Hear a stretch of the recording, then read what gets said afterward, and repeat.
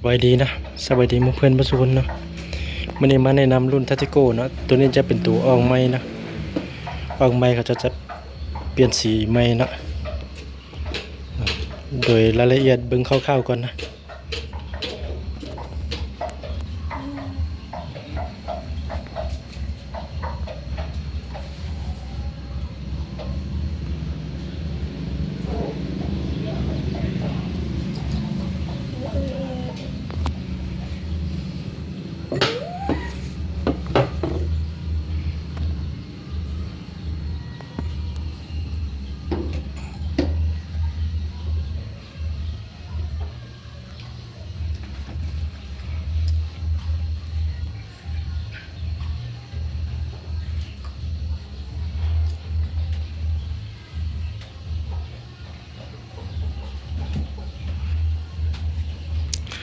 ตามนี้เนาะเครื่องนะ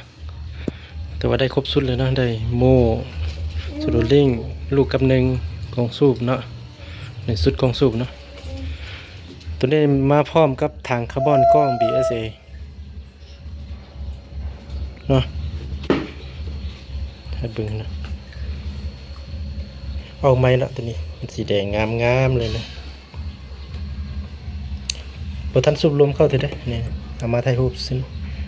ทางคาร์บอนเป็นทาง 0.5 เนาะ 0.5L เนาะเก็บเสียงเป็นตัวเก็บแท่งเนาะเรา FX 12 เกลียวนะยาว50ด้วยสุดนี้นะงามใหม่ๆแบบนี้เลยเนาะอันนี้ประกอบมาถ่ายรูปเนาะมาอัปเดตตัวใหม่ล่าสุดเนาะท้ายนี่พับขึ้นได้นะแล้วก็ปรับยาวปรับสั้นได้คือกันนะนี่นะพับขึ้นได้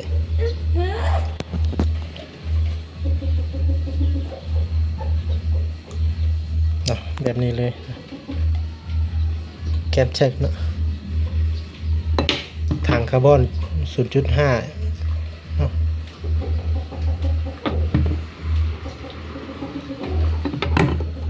0.5L นะ 0.5 ลิตรนะไม้แบบนี้เลยนะ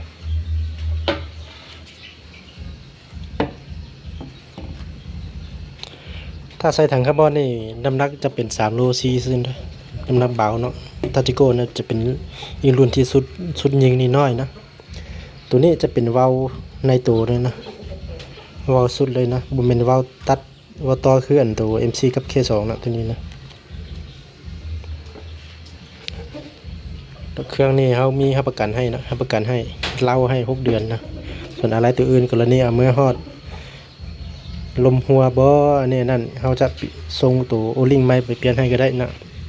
หรือว่าจะเฮ็ดคลิปซ่อมแปลงให้เลยก็ได้นะถ้าเราเอาเมื่อฮอดยิงบกุมนี่ส่งเราเก่ากลับมานะเขาเปลี่ยนเราไม้ให้เลยนะรับประกันเราให้พร้อมเลยนะก็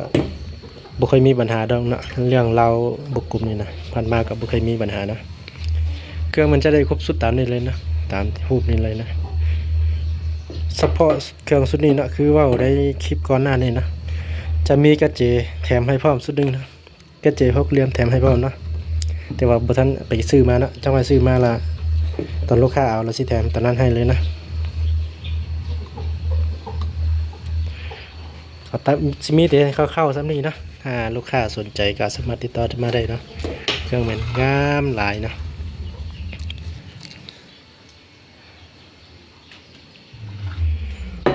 สูบเป็นสูบตัวสูบกลางนะตัวนี้นะบุเป็นตัวน้อยได้สูบกลางเนาะแถมลูกก็ให้กับนึงนะสโตรลิงให้เลยเนาะโม่กับสโตรลิงให้เลยเนาะอันนี้นะงามแบบนี้เลยนะถ้าท่านใดสนใจก็สามารถติดต่อมาได้นะเขาจะยาฮูตัวใดเขาจะเห็นคลิปรายละเอียดตัวนั้นให้นะขอขอบใจหลายๆได้